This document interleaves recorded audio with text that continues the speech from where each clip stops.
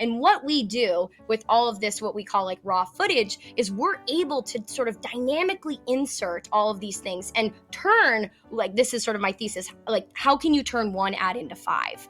And that was what we did. So rather than having all of these one-off scripts from different people, different influencers, which again, Matt, that makes it incredibly difficult to test. How am I going to know that this worked better than this? Because it could be the person, it could be their delivery, it could be what they talked about. We wanted to just get raw footage of people saying these really, awesome things that are still authentic, what they liked about, what they didn't, what problem it solved. And then we take all of that raw footage, and with that raw footage, we're able to create, 50 different ads from just, two what would have been originally full videos.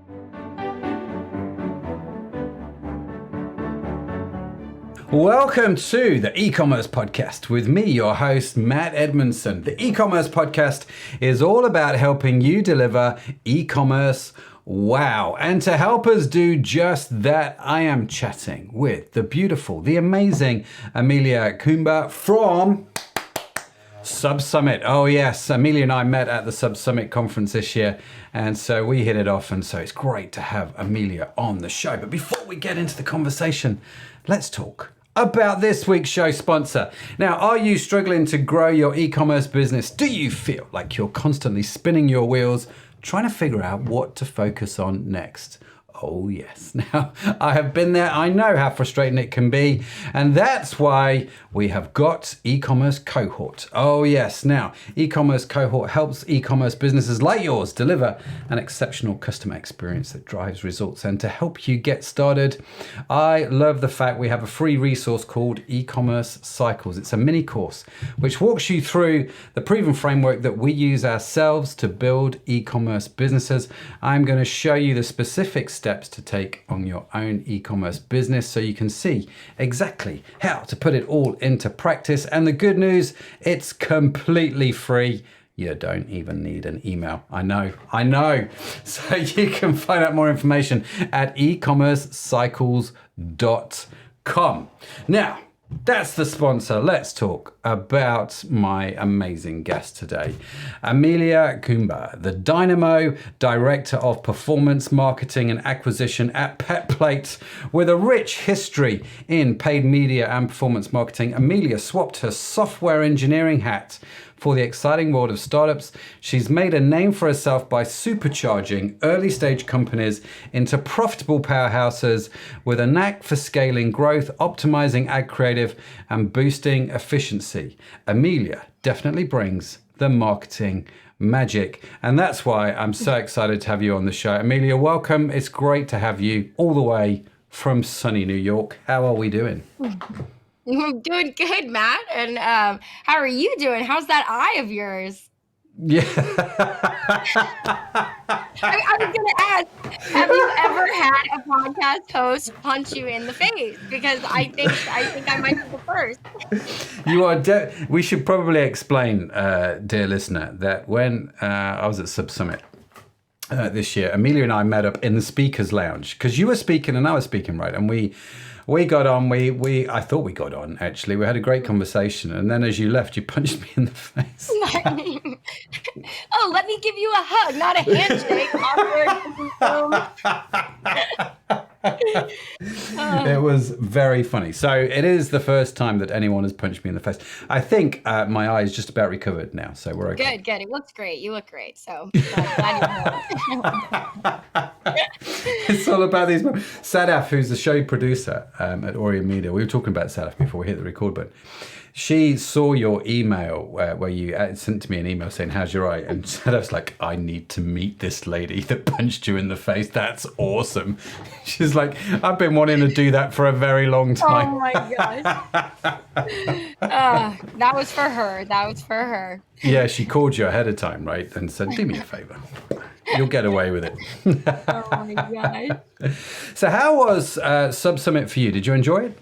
Oh, it was awesome. Honestly, really one of my favorite conferences I've been to. I mean, the people that were there, just amazing. It was a huge one too. I've been to a lot of smaller conferences, but the caliber of people, the amount of them, just the whole thing was really, really awesome. I'd never been to Dallas either, and I don't know if I'll go back anytime soon, but like just the entire event was absolutely spectacular. Yeah, no, I like you. It was a lot bigger than I was expecting it to be, and met so many great people there, but really, really enjoyed myself. And so, it's definitely not the first time for me I've been to Dallas. I have friends there, so it was like the third or fourth time I'd been to Dallas, I think, something like that. But yeah, just loved the conference. Can I ask, what was the standout point for you? Oh, that's such a good question. Let's see.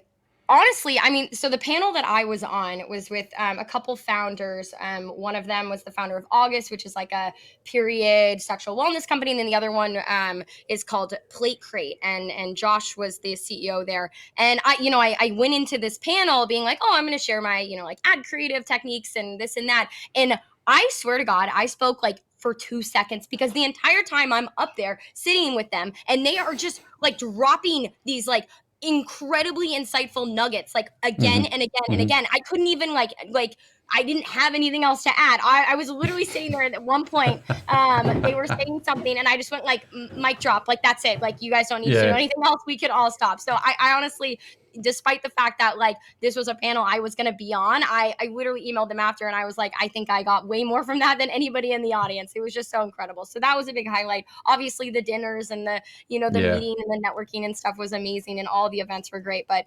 I was just blown away. I was like, I don't even deserve to be sitting here with these incredible people. I'm just taking it all in. Oh, you totally deserve to be there. How did you and Subsummit sort of make that connection? Were you invited? Did you contact them to speak? How did that work out?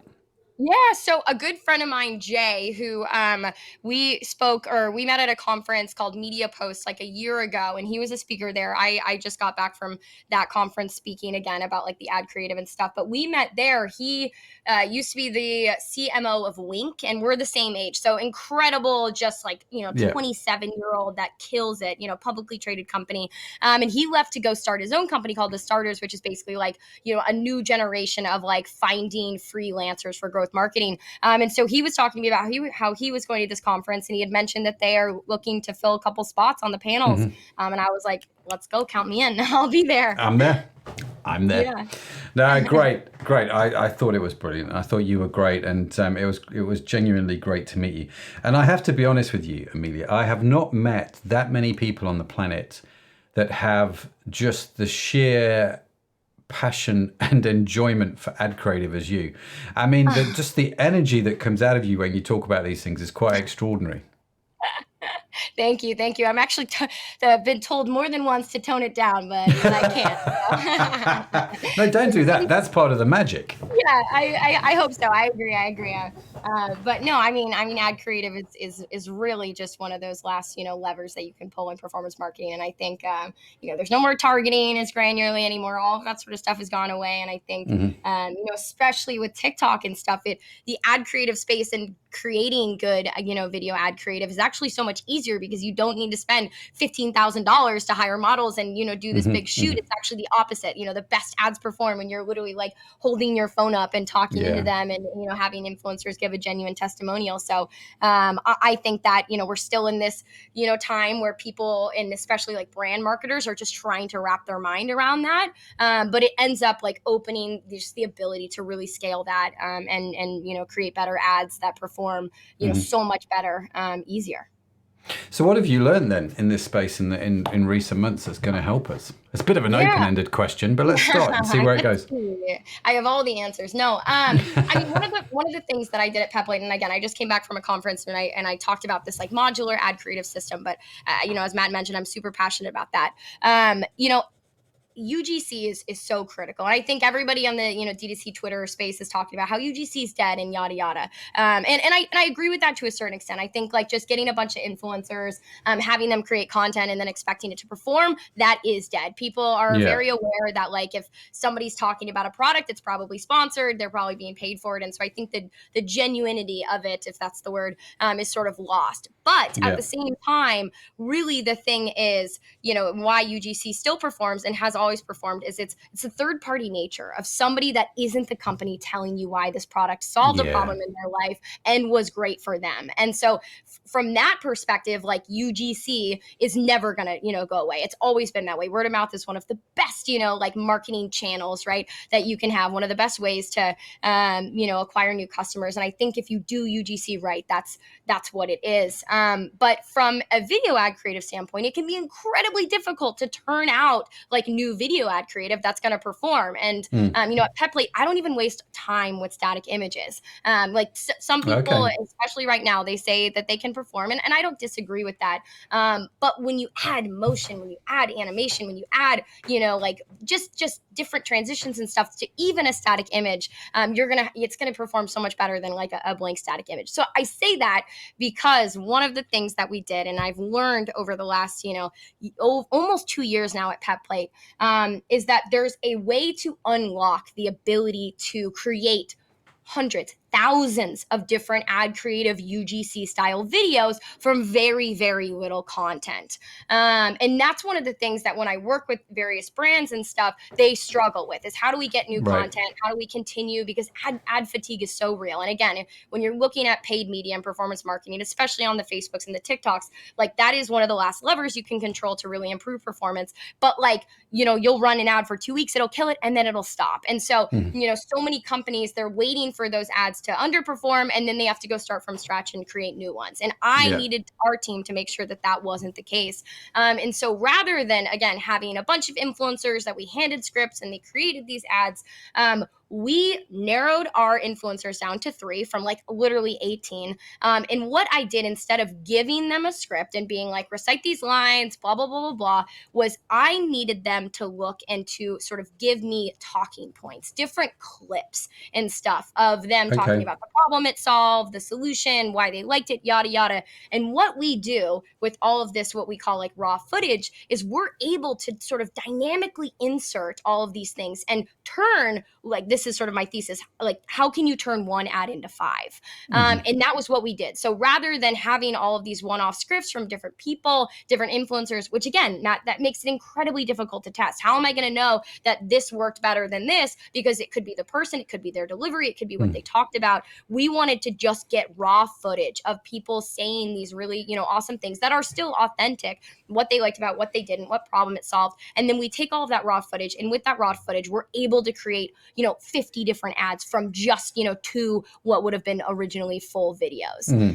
So yeah, we really worked on this system. It took a couple key things, obviously having a media buyer in-house, but the biggest thing was having a video editor that we could lean on. And so, whether it's changing out different hooks, whether it's different text overlays, different transitions and stuff, all of these things, the raw footage plus the different editing styles on top, you can create thousands of unique combinations of ads. And that's how we've unlocked performance. And again, made it really, really easy for ourselves, because we don't need to work with 10,000 influencers. We don't need raw footage every week. We really, honestly, like, I shoot with a couple influencers like every quarter, and that will set us up for, the next 10 weeks. Wow. Okay. There's a lot there, Amelia. So you talk about this modular ad creative system, and so I get what you're saying. So you get this video from an influencer. You can slice and dice it, and you can mix that then with animations, overlays, and all kinds of things, different music, to create all kinds of different ad creatives. Do you give the influencers any kind of a steer on? I mean, I know you don't give them scripts, but do you give them these story points, these talking points to hit?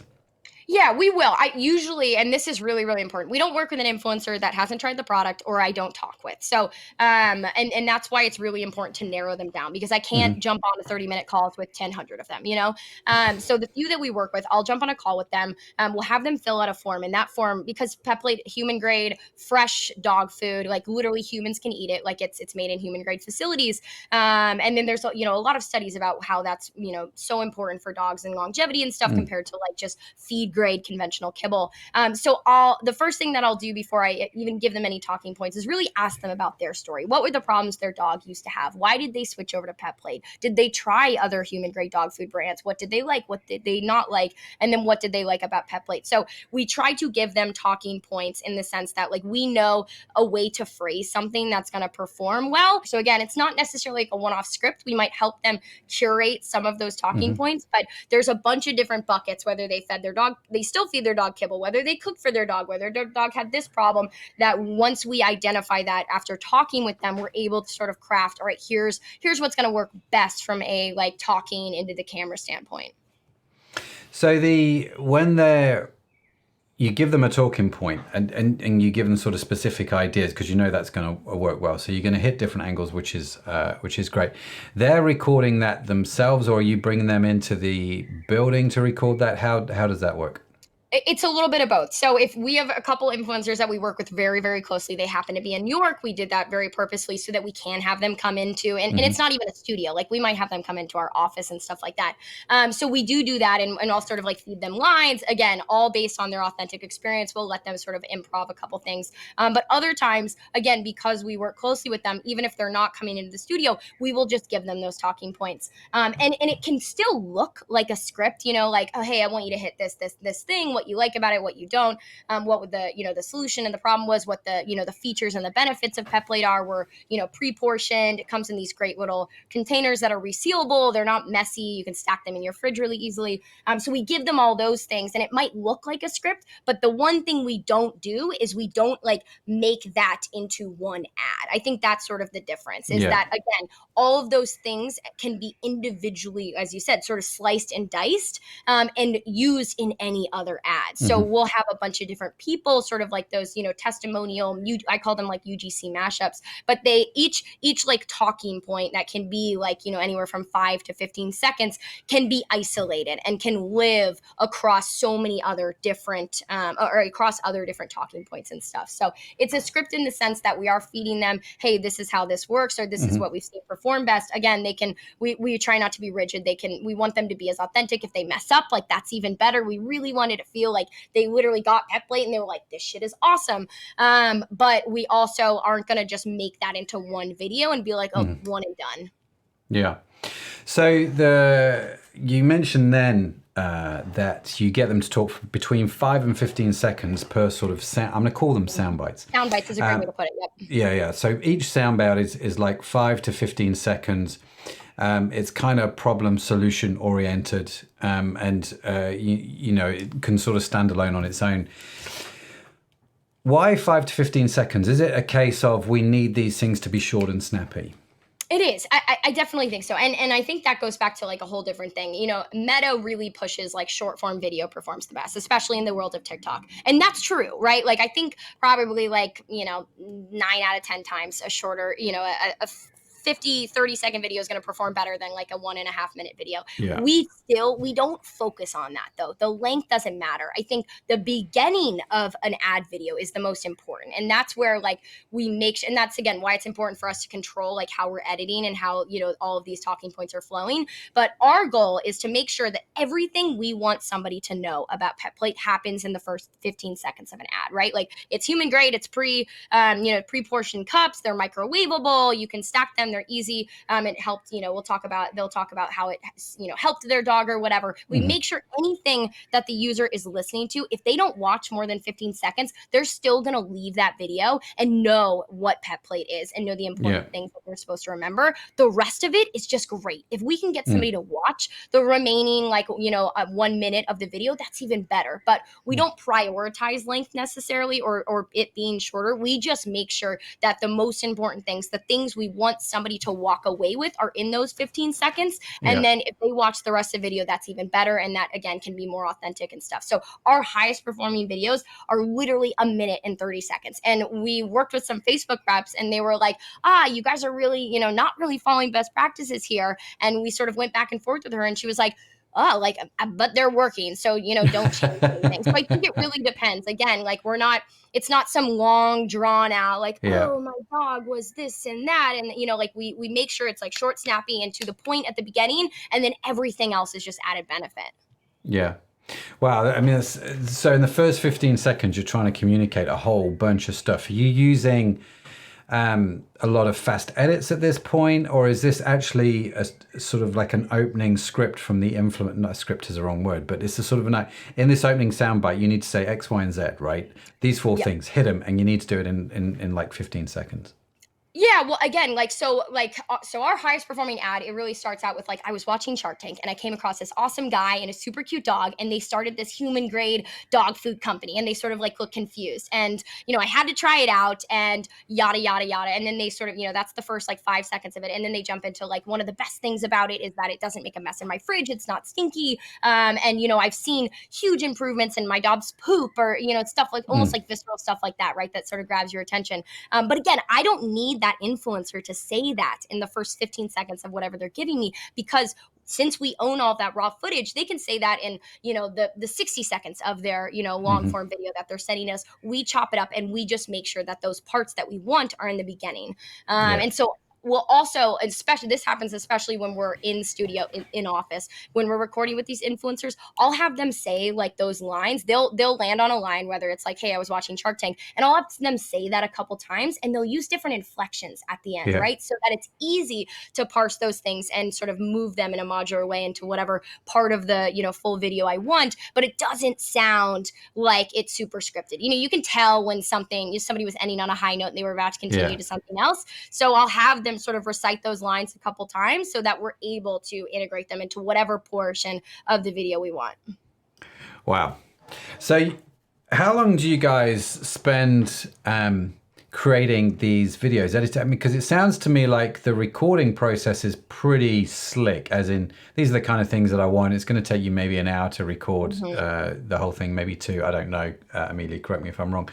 But the editing process sounds like this is going to take a wee while, as they It say. can. It can. I think, again, that's the power of an in-house video editor. It's so funny talking to all these brands because every brand has a graphic designer. They might have a team of graphic designers. You can't have a brand without having somebody doing the design, right? Like that's just everybody knows that. Unless you're a founder and you're super, super early stage and you're going to do all the design and the visual aspects of anything marketing wise and brand wise are important. And so when I talk to these brands and they don't have an in-house video editor, I'm just flabbergasted because we live in a world of video. And so one of the first things I did with PepPlate when I was sort of moving in from let's bring the team in-house, so paid media, all that growth stuff, was I made sure we hired an in-house video editor. And this guy he's an incredible rock star. He's young, he's hungry, he's like, a Gen Z, so he gets the transitions and the TikTok style and sort of the low fidelity is what I like to call it. But I can hand him and we'll do it all in one take. Right? I set up my camera if I'm working with an influencer and I'll read them these scripts. They'll start sort of going off on their own and stuff.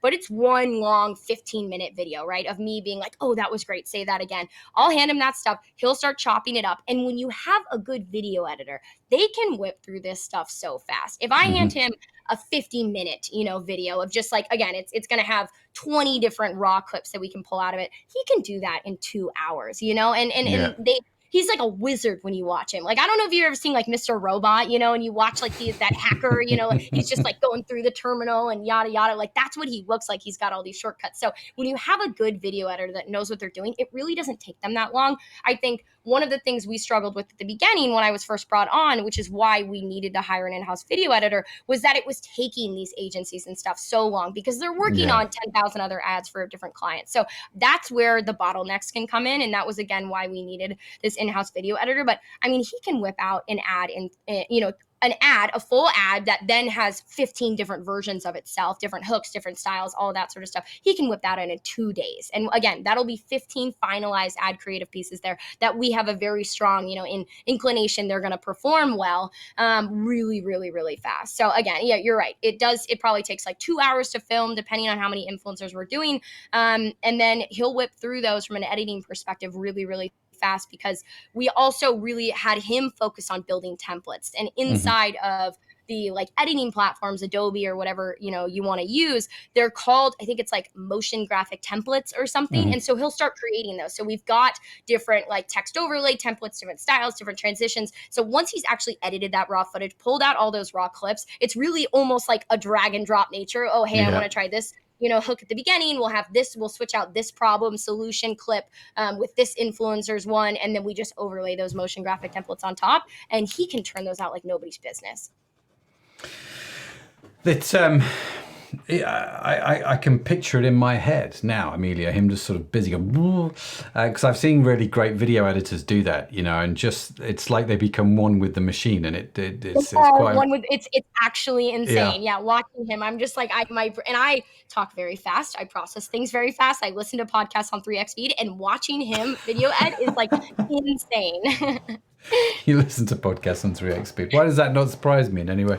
I'd listen to them faster if they gave me a faster speed, Matthew, but they don't. So let's go back to some of the components then of this modular system. So you've mentioned the need for a hook. We've obviously got a call to action in there somewhere, and obviously the desire within the first 15 seconds to fully understand what's going on. Talk to me about those. Start with a hook. Yes. So hook is absolutely one of the most, if not the most important aspect of an ad. So the hook is really the first 3 seconds of any video. And the statistic goes, if you can get somebody to watch the first 3 seconds of a video or an ad, you have like a 70% higher likelihood of them watching the rest of the ad, or at least like going to 50% of them. So sure. Hooks are so critical. And I think, and we test out hooks all the time. Every single video, again, it'll be like a full ad creative video. We'll have just 5 different versions of that exact video with different hooks. And we'll have already created them. We'll create them from start. But hooks are really, really fun. And we have this one of the things I had my team do at the beginning before we even started building this system was to go and find ads and go record them, whether they were going through Facebook ad library or just getting served them on social media. And we would take inspiration from all of those different components of the ads. And so hooks are really, really cool because, again, the goal is just to stop the user from scrolling, catch their attention, and get them to watch those first 3 seconds. And so I've seen some crazy stuff. Everybody has probably seen the Calm ads where it's like this 3D rendered, like moving through sand, almost ASMR thing, right? Or one of my favorites is this like drawing app that was like you hold your phone over and it'll show you like the outline of it and stuff. And the guy's drawing a chicken. The first 3 seconds of this video, he's like smashing an egg, right? Like so out of context, like what the heck? But I immediately stopped. It grabbed my attention and I was like, what the heck? So I think hooks are obviously really, really important. I think where they can go wrong is that people try to make them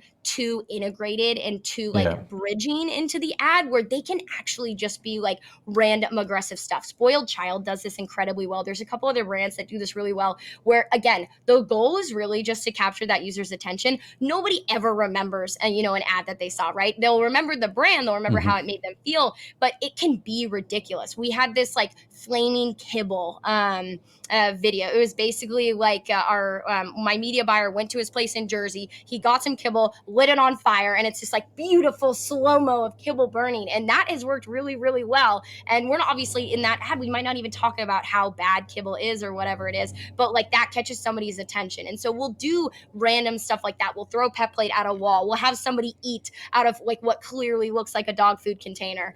So it's all those sorts of things that I think they don't need to be like perfectly related to the ad themselves, but they need to catch that user's attention. And that's one of my favorite things. We'll buy styrofoam and we'll like burn it or something, and it'll just be like those first 3 seconds, you're like, what the heck is this? What is this? And then you watch the rest of the video. So hooks are really, really important. They can be really fun. We film them all the time. And again, we'll like take different videos and different hooks and we'll slice and dice them and overlay them into whatever new ad we're building. So a hook for you then is actually part of the video. It's a video in itself. It's not like text on the screen. It's like somebody's doing something or some event is happening on the screen.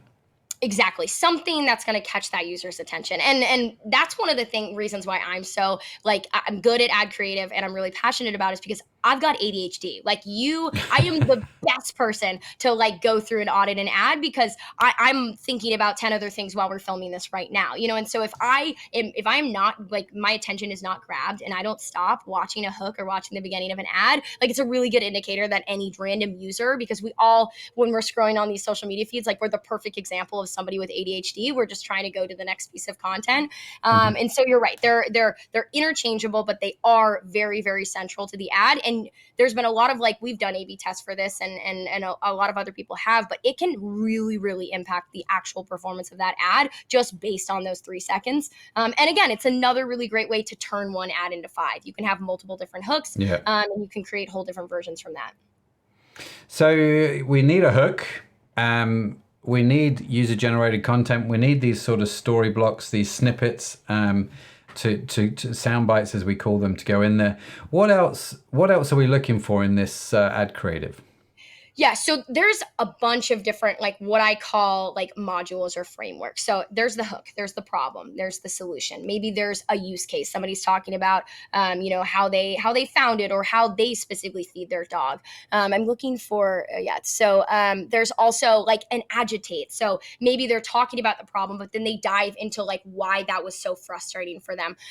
There's like a desired end result. So there's probably 20 or 30 different modules again that we call them. And not all ad videos will have every single one of them. They usually follow like hook, problem, solution, feature, benefits, UGC or personal testimonial, and then call to action. But you can interchange those with a lot of different ones. And so again, like once you have 20 different modules, and each one of those modules has 3 different raw clips of different people talking about that. Again, you can just do the math on that. Like it's literally combinational, like, different permutations. You can end up with like 300, 2,000, stuff like that. Wow. So we've got the hook, we've got all the little bits in the middle. How do you go about doing the captions? So, the sort of text that goes alongside the ad creative. Yeah, great question. Every single ad needs to be mute first. Everything, like when we develop website, right? It's all mobile first. You're building mobile first. It's the same sort of thing. And an ad creative should also be mobile first. But it's what we call mute first. So it needs to be able to be comprehended without the sound. In the world of TikTok, most people have their sound on now because they're watching Reels and they're watching TikToks, but there's still a large portion of people that are not. They're just scrolling through while they're doing something. So everything is mute first, which means that every single ad needs to have full captions. Like I need to be able to read this thing and understand what the person's saying even without hearing them. So everything needs to have captions, like full. I'm dictating what they're saying. And those caption styles, we try a bunch of different ones out. I mean, and you could like look at your TikTok and see all of these different styles. Just in general, sometimes they look like bubbles. Sometimes they're like they've got like little borders around them and stuff. We'll develop a bunch of different ones. And again, like even those little things can change how a user resonates with an ad. So those are really important. And then when it comes to outside of just captions, text overlays, we'll overlay things, and it'll sort of like pop out when somebody says things, but it's, the important part. So when somebody's talking about the features, they're pre-portioned, they're mess-free, they're microwavable, like those things will pop up on the screen alongside the actual captions, because that's what we want them to take away with. So they can understand the video without the sound, and they can completely read, everything that the person's saying, but then everything we want to be emphasized, again, like those benefits, those call outs, those problems and stuff, will have those pop up when the user's saying them. And the goal there again is to make sure that like those are the most important things that we wanted the listener to, or the viewer to see and take away with. So there's a lot going on here, isn't there, on the screen? And I can see how in one sense I can see how that's going to capture people's attention. But I guess thinking around this a little bit, one of the big problems you're going to have is to not make it too confusing for people. I don't know if that is an issue. Too confusing, meaning like there's too much on the screen? Yeah, it's just too much going on. Like people just feel overwhelmed. Or is that not a thing? There's a balance. I think we've probably all seen ads where there's just too much going on. I do think that's way less of a problem than people think. Again, like you want the main point of whatever that screen. So if they're talking about the problems with other human grade dog food brands they've tried, they are messy, they are super, smelly. You have to put them in their fridge. You have to wait for them to defrost. We'll make sure that is emphasized. And again, we'll have small captions at the bottom. But we do want to make sure that there's not too much going on. But I think like when you look at it, like, Mm. like you'll know, and you have to be a user, a viewer too. You have to put yourself in a mind of somebody like scrolling through social media and how they would see it. If you have to look at like where your eyes gravitated to, but I don't think it's as big of a problem as people think about. I think the more the better. Again, Hmm. we are in just this like attention deficit sort of like world right now, and you have to control that by really like emphasizing and making sure the things that you want those people to take away are really at the forefront of whatever they're looking at. But the other thing we'll do too is we'll have like other people, whether it's people that are not in our team or other people that weren't involved in creating that ad, we'll have them watch it too, and we'll get their perspective. And that's a really good way again to pull yourself out of the person that was creating this ad that obviously has bias, to be like, all right, what did you think? Where were you confused and stuff? Yeah. But at the same time, I don't think it's as big of a problem. I think way more often than not, people are not using enough of these text overlays, because that is really at the Mm. end of the day what grabs those people's attention. That in transitions, there's this whole new style right now, Rocket Money. They do the best of this, but like every time somebody's talking, they're like zooming in and out, and you're just like, you're even just that little motion again, like you're looking at it, it's keeping your Yeah. attention. So the transitions are really critical. And there's a bunch of other different styles. Rocket Money also does this one where they'll have like somebody talking at the top. Maybe they're interviewing somebody about how frustrated they were that they had all these, accounts that they were paying for and they had no idea. And then they'll have at the bottom, like split screen, they'll somebody baking a cake, like just because it like you're watching this and you're like, what the heck? And like a lot of brand people, by the way, are going to be like, wait, we can't do that. No way. But it gets you to watch it. You're Mm. confused. And even that confusion or that sort of like controversy is going to get somebody to watch it. And then again, you're going to still take away the same thing. Oh, Rocket Money, they did this. I happened to watch the video because I was watching somebody frost a cake and it was sort of soothing or whatever. But I also had the takeaway of this person being like, I was able to cut $200 a month of, savings because I found out I had 2 accounts on Hulu or something. Yeah. Yeah. No, brilliant. So you've got all of this going on. How many ads are you putting out at any one point in time? So every time we launch a new ad concept, we run 5 of them. That'll be the same, like again, full sort of like script or whatever, same full raw unedited video. And then we'll have those different text overlays, those different transitions, different hooks, and we'll test them against each other. We never run more than 5 of any new ad concept. When in an ad set, Facebook can't even like dedicate enough spend to 5 Yeah. different ones. So we'll run those 5. We'll immediately see which ones, like they'll have different KPIs and stuff, whether it's like click-through rate, cost of add to cart and stuff, that we have like as benchmarks for what we know is going to continue to perform. And like within the first 24 hours, we've probably already killed one of them. Within the next, 48 hours, we'll have killed 2. So 3 is really like our sweet spot. And we'll Hmm. find 3 ads that really, really kill it out of that 5.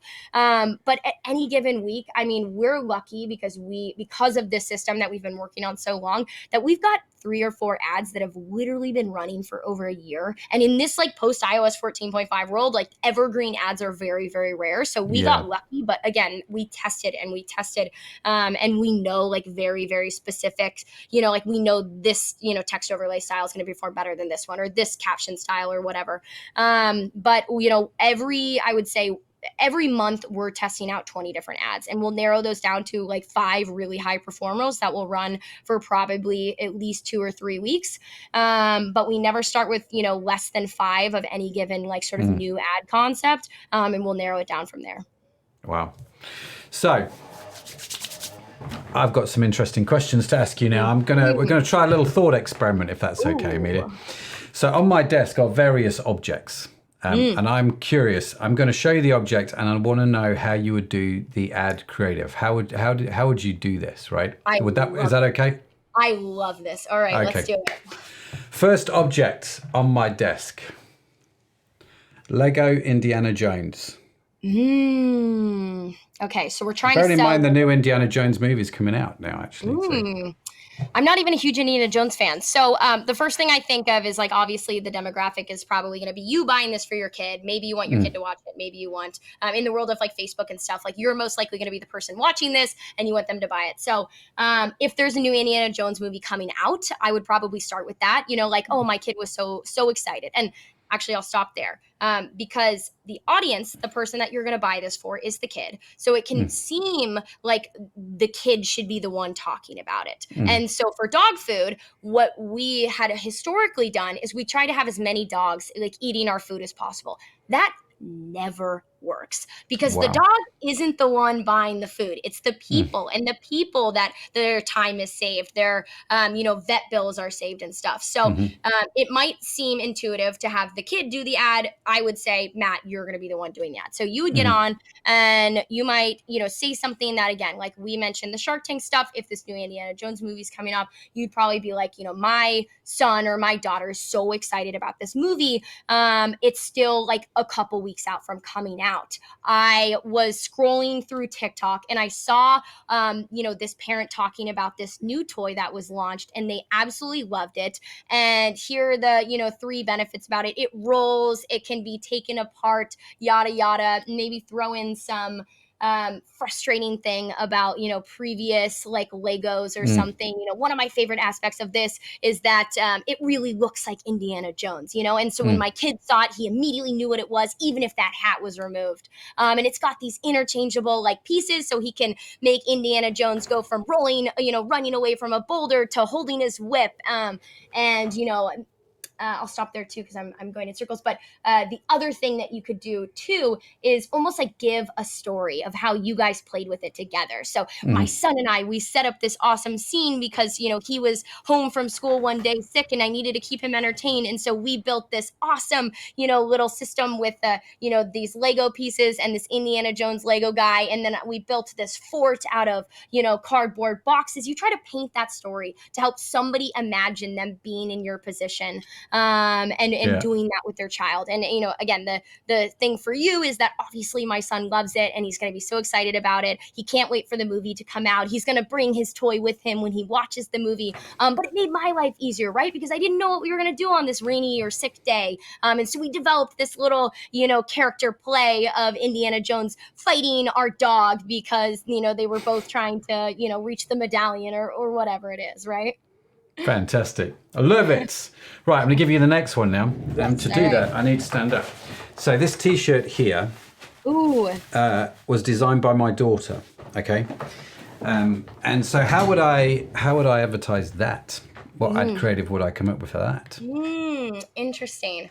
I think I'm again, just trying to think. I'm just trying to pick really random objects, Amelia. yeah, no, no, I I'm just. love it. Also, beautiful design. That is so cool that she built that, and she made that. So let's say you guys were trying to sell that. I think obviously, like one way you could do it is just talking about the product itself without relating it to your daughter. So Mm. these are really really cool designs. And maybe you could tell a story about like what it means and how it was designed and stuff. I think again a better thing would be because especially for like t-shirts and designs and stuff, like people like them or they don't, right? And I Mm. think you have to make them like find that story and paint that picture in their mind. So I actually think like the best way to tell that story would be telling about how your daughter built this and why she designed it and stuff, because I think that's emotional. They're like somebody, they want to support this young woman that's trying to start her own business.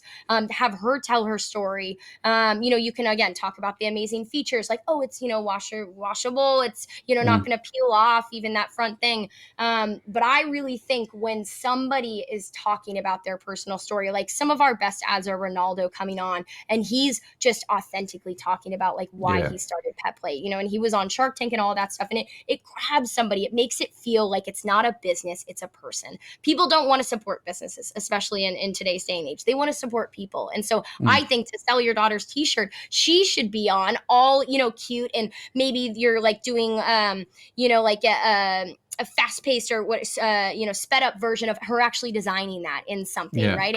And then she's talking about her thought process, and she's making some mistakes and stuff, and then she has this shirt and all of her friends are around her and they're wearing it. I think again you have to tie it into that personal experience and make it authentic, because then again you're going to get people that love the shirt and they were going to buy it regardless of who designed it because they think it's cool. But then Mm. you're going to get that other audience of people that are just like, oh, I love my daughter to do this, and maybe this will inspire her, and by wearing this, and oh, this is really cool because I would love my kids to do this at some point, and we want to support other parents and children and stuff that are doing stuff like that. Fantastic. I'm going to let Zoe know. And then my final product. You ready for this one? The last I'm one. ready. Vegetology, vegan omega 3. Ooh, okay. Brain eye held source from, what is that, microalgae or microcollagen. Yeah, so algae. So the Beautiful. story behind this, right, is fish don't actually make omega-3. This is a common misconception. Omega-3 comes from the algae that the fish eat. And so what vegetology do is they just take the omega-3 straight from the algae, which is a beautiful thing. So it's the highest strength you can get, and it's mercury free. Plus, it takes about 50 fish to create a bottle of omega-3 that big. So you're keeping 50 fish in the ocean. And there's some of the sort of really cool talking points to that product. You just created the ad. That's exactly what it would be. Did you know that when you're taking general omega 3s, it's not actually the omega 3s from the fish? They don't create them, but you're getting it from the algae that they eat. So we thought, why kill a bunch of fish to get, 20% of the omega 3s we would have gotten from the fish? And why don't we just go straight to the source? Not only is it more sustainable, we're saving, fish's lives or whatever, but we're actually creating a higher potency, and we're able to extract way more of these omega 3s in a higher, again, potency or compound, than if we were to just pull this from the fish. But I think that exact like hook at the beginning, did you know that fish do not create omega 3s? Anybody watching this is going to be like, wait, what? Like, I've been taking omega 3s forever. They all taste like fish and they're disgusting. That's going to grab somebody's attention. And then you can sort of walk them into, why that is. And I think that sort of like storytelling is incredible. I was just watching this ad yesterday. This guy created this, like, it's called TNT for mosquitoes or something. And he starts by, he goes, do you know that like the reason why mosquitoes really like people is because they produce CO2, and CO2 is what is sort of like the sensor, or like the little like eye catching thing for a mosquito, and that's why they come and eat people. But he started out sort of like explaining this concept that people had in their mind, they thought they knew, and he flipped it on its head. He said that's not actually the way it is, and immediately I started watching it. I was like, wait, I've been told mosquitoes like me because of my blood for so long, and it's actually that I just produce CO2, or I've been spraying myself with this disgusting stuff. Why couldn't I just have this little thing outside, my pond or whatever that produced CO2, and that like sort of, distracted the mosquitoes from me and, made them go into them. So I think Yeah. exactly how you said it is the way to do it. The other things I noticed is talking about like how it's good for your brain, your heart, and your eyes.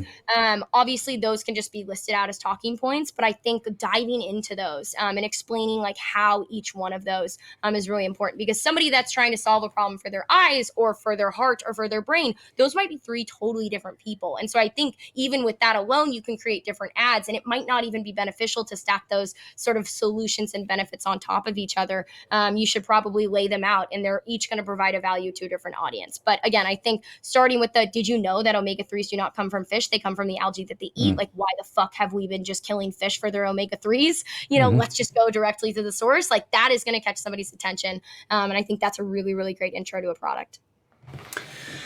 Right. I feel educated, Amelia. Very, very educated. Now, where do you see the future going for this? Because obviously it's all very exciting now. Where do you see the sort of next 12, 18 months sort of going for ad creatives, different platforms as well? I'm curious to know what your predictions are for Facebook, Instagram, TikTok, Pinterest. Yeah. AI is a really, really big thing right now. Obviously, everybody's using ChatGPT. I use it every day for just basic stuff. I even use it to help me create different versions of hooks, right? We'll feed it this like little one line of a script, the Shark Tank thing, and it'll spit out a couple different versions. So that's really great. The really cool thing that's happening right now is using AI for videos and static images. There's a lot of different companies where you feed it a render of your product and it'll put it on top of whatever background you want, right? So that is going to almost completely eliminate the need to do photo shoots. Obviously, there's still a lot of work that needs to be done. And, when it comes to like evergreen style people holding a product, it has a little bit of, ways to go. But the video ad creative stuff and the AI, and what AI can do, I think is really, really exciting, because I don't think AI is going to replace ad creative videos or the need to film UGC by any means. But I think the things and the ways that it's going to help produce those videos, the different, again, like, I should be able to feed, and they actually have systems like this and tools, but I should be able to feed it a video, and it's going to itself overlay all of those different types of text, overlays and stuff, and those caption styles and the transitions. It's going to be able to identify those. We're going to be able to plug it into Facebook or have a pixel of it, or whatever that company is on our website that, similar to what we do for Facebook. And it's going to also be able to understand that performance. So it's going to almost be able to train itself to adding those text overlays and the video editing styles and stuff on top. And it's going to know what's going to perform best. Again, there's a couple tools that are starting to do that right now, especially on the organic content side. I think the ad creative side, there's going to be some really, really exciting things. And, everybody's fear with AI is it's going to take our jobs, right? Like that's not the truth. Like maybe copywriters, like they need to step up their game a little bit more and become closer to prompt engineers. But from a video side, from an ad creative side, from a design side, it's just going to really help people from an efficiency standpoint. I mean, we were working with an agency recently to build out like a big commercial, and we were going to do this huge commercial push. We're still going to do it in the next couple months. But, we had entire designers like create these, like frames. They're almost, I forget what they're called, like mood boards, like mock-ups and stuff of like, here are the different, stories. Here's what Ronaldo's going to be doing when he's cooking the food. And that took like a whole person to basically draw that stuff out. Like we're going to be able to completely replace that. It's going to, save 17 hours of time right there from an individual doing that. So there's just going to be so many different ways in which it's going to help with efficiency. Not to mention that I've seen some of these ad creative tools. And again, you feed it a render and it like does this amazing stuff where I was watching this demo of Adam's shoes, and like it's this render of Adams and it's like walking through the rain and then there's all these like different style and it was just like it was really, really cool. And again, that would have taken some it's called Blender. I think they do all the 3D renders in Blender, but some Blender designer, it would take them weeks to be able to do that. And now we're going to be able to do that with AI, and AI will start getting better because rather than it being I feed it a prompt and it gives me an output, we're actually going to be able to dynamically sort of interact with those things. So if it gives me a static image of, like this Adam's shoe or a pet plate cup next to a dog that's eating it or something, right? I'm going to be able to like select different aspects of that image or that video and be like, remake this. I want it to look like this and stuff. So right now, AI is not like that. It's very input output. I think there's going to be a world in the next couple months, in the next, year or whatever, where you're going to be able to interact with that a lot easier, and sort of like tweak those designs rather than just resubmitting a prompt and continuing to iterate from there. Fantastic. I'm looking forward to seeing where it all goes. Have you tried something I did the other week? Was I was writing a video sales letter, right, for one of our products. And this was not an e-commerce thing, this was a podcast thing. So we're writing this, 45-minute webinar video type thing. And we wanted a hook video at the start. And so we used ChatGPT to come up with a concept and a script for the hook video. I was dumbfounded with the ideas that it came up with and then the script that it wrote. I don't know if you've tried doing this, but the fact it can generate an idea based on what you want it to interrupt, you want a pattern interrupt, do you know what I mean? All these different things. And it just came up with this really fascinating concept and then scripted it. And I was like, wow, there's no real excuse now not to be able to create these kind of videos in a lot of ways. Now you've got ChatGPT to help you at least figure out some of the basics. Exactly. No, we do this all the time. And I think, again, it's like utilizing AI, it's all about the prompts. And you reach a point where you're like, I'm getting the same response. I'm seeing the same sort of stuff. You have to get really good at that. But we do that all the time. Again, I'll feed it that here's the best, hook that we have. That I was watching Shark Tank and I came across this super, awesome guy and his cute dog. And it'll come up with a bunch of different versions from that. And then to your point, yes, you can have it generate full scripts. I think the thing that I've seen is ChatGPT in particular. It just makes things long and it makes things really well written, but it sort of goes into it'll repeat stuff and whatnot. So I've never used a script that ChatGPT has spit out verbatim, but I'm not a writer. I suck at spelling and I suck at grammar. And so when it comes to helping me with those ideas and just that quick start or start stop problem, it is absolutely a game changer. I don't have to be a copywriter anymore and I can continue to refine that. Hey, I liked this paragraph, rewrite this, make it a little less blah, blah, blah. So yeah, it's so crazy. And I think it's only going to get better. Again, the next stage is going to be a way to interact with it a little bit easier, highlight certain words. Hey, I want you to remove all of this, or I want you to switch this to that or whatever. But the prompt engineers that are out there posting content about this stuff, like it is a science, and like Yeah. the technical specifics. I was playing around with Midjourney the other day, and I was watching some people and the prompts that they were giving, and it was they wanted to generate a house with this and this style, but then they were mentioning like where the angle that the light was supposed to come in and the camera lens that it was supposed to use. And I would have never thought Midjourney could understand that, but it does. And Yeah, so totally. you just have to get better at really understanding its full capabilities. And again, like prompting is everything. Yeah. So it'll continue to just advance in that, especially if you've got like a glossary of different prompts and different specifics that you can feed it. Yeah, one of the things that I've done, which has proven to be very successful, is to use ChatGPT to feed in a series of really well-written prompts into ChatGPT, and then tell ChatGPT to write the prompt. To make a better prompt? I love that. To create, and it creates a prompt that I can then use in Midjourney, and it creates the most insane outputs. It's so good. That's the type of thinking, though, right? That we are literally in the midst of like our brains. We have not evolved to be able to think that way, And it's like, so, when I'm using ChatGPT to come up with prompts, right? I'm actually, the first thing I did was I Googled it, like, what's the best prompt? And then I like stopped and I was like, wait, like, what am I doing? Like, ChatGPT can answer the questions that are gonna, produce the best results for itself. So it's something that, we're gonna just continue to have to get used to. But no, that's just beautiful. I mean, even asking it, like, build this, like front facing website or whatever in HTML and stuff. Like the first thing I was doing is like Googling how I would do that. And then I was like, wait, I can ask ChatGPT how they would ask that question, then feed that into ChatGPT and then refine it from there. The crazy thing now, Amelia, sorry to go slightly off topic here. No. The crazy thing that now is that you can get plugins on ChatGPT. So you can now say to ChatGPT, go to this YouTube video where some guy has spent 40 minutes outlining how to create the perfect homepage. Go to that video. And take notes of all the key points that it says and write them out in bullet points and follow it step by step. I want the step-by-step instructions. So then it goes, watches a video and it brings a step-by-step instruction. So I no longer have to watch the YouTube video. And then I can go, great, now using that platform, here's the context for our company, write for me the homepage. Just like, this is just getting bonkers now. It's crazy. It really is crazy. I mean, we are in probably one of the most exciting times of the human species in general. Like, there's nothing else like this. And it's, it's scary a little bit. I don't know if you've watched any of like Lex Friedman's podcast where he interviews some of the AI engineers and stuff, but it is absolutely insane and really exciting in so many different ways. Yeah, I couldn't agree more.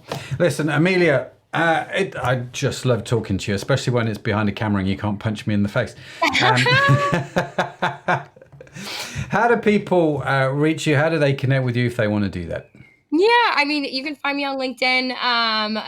Amelia or A Coomber is my LinkedIn. Amelia@Coomber.com is a great way. Just feel free to email me. But all the above. Fantastic. Now, I Googled, I didn't Google, I went onto the web and I thought, Coomber.com, what is that website? It turns out it is a wine website. What's that all about? So my dad, he's brilliant, and he's technically brilliant in some ways and not, but so long ago he grabbed the Coomber domain, which is super rare, and so I've had that forever, and it's amazing. But Coomber is my parents' wine company. So in 2009, they're big wine drinkers. They invested in this, what was called a custom crush plant, which is basically like a white labeling facility for wine. And they just wanted, to get wine for themselves, but legally you can't ship a bottle of wine without a label on it. So they sort of, did a little piss take and they built this like Coomber Family Wines label, and it had all of our animals on it. It looked like we lived on a farm. But they've been making wine for the, last 15 years or so. And the first time they did it, they won a couple awards on Wine Enthusiasts, and it just sort of started to just become their passion. So you can check out their little winery and wine tasting room in Oceanside, California. But I get lots of free wine, which is awesome. Yeah, you do. And I have a question. Because your boyfriend is from New Zealand, and New Zealand make some really great wines, and they have a lot of vineyards, small vineyards dotted around. How does your boyfriend feel about your parents' wine? Is he a fan or not? Because to me, He this loves is the it. litmus test. Oh, does he like it? Yeah, he Okay, does like good. it. He does like it. He's much more of a beer drinker, but we've gotten him to the wine thing. He wasn't going to be accepted by my parents if he didn't at least pretend to like wine. So This he's is the developed test. a taste. Yeah. Yeah, but no, he's a big fan. It was funny. We got back from New Zealand in February, and I kept just buying a bunch of wine bottles. And I was looking, because my parents own a wine company, I know like what an expensive bottle of wine is and Mhm. what it isn't. Like it's all about the Mm. label. And so I was buying these $7 bottles of wine that I knew were going to taste great, and none of them were from New Zealand. And he was so angry at me. I was buying like Wow. Chilean wines and Australian wines. And we had a couple New Zealand wines, and they were amazing. But yeah, so funny. Yeah, I can imagine. I think in New Zealand you have to go to the small vineyards. That's You my do. You having do. been there a lot. You have to go to the smaller independent vineyards, and you get some great wines. Amelia, listen, it's been phenomenal chatting with you about this. Feel super inspired, very educated, and just love your passion, love your heart, love your enthusiasm. I think you're an amazing person. And so thanks for coming onto the podcast. I've genuinely loved every minute of it. It's been an absolute treat. Thank you, Matt. This has been amazing. Yeah, it's been good fun, hasn't it? Good fun. What a great conversation with the beautiful Amelia there. And again, thanks, Amelia, for joining me today. Also, a big shout out to today's show sponsor, the e-commerce cohort. Remember to check out their free training at ecommercecycles.com. That's all one word, ecommercecycles.com. And be sure to follow e-commerce podcasts wherever you get your podcast from, because we've got some more great conversations lined up. And I don't want you to miss a single one of them. And in case no one has told you yet today, let me be the first to tell you, you are awesome. Yes, you are. Created awesome. It's just a burden you have to bear. Amelia has to bear it. I have to bear it. You've got to bear it as well. Now, the e-commerce podcast is produced by Orion Media. You can find our entire archive of episodes on your favorite podcast app. The team that makes this show possible is Sadaf Bainon, Estella Robin, and Tanya Hutzelak. Our theme song was written by Josh Edmondson. And as I mentioned, if you would like to read the transcript or show notes, you can find them for free on the website ecommercepodcast.net, where incidentally, you can also sign up for the weekly newsletter. So that's it from me. That's it from Amelia. Thank you so much for joining us. Have a fantastic week wherever you are in the world. I'll see you next time. Bye for now.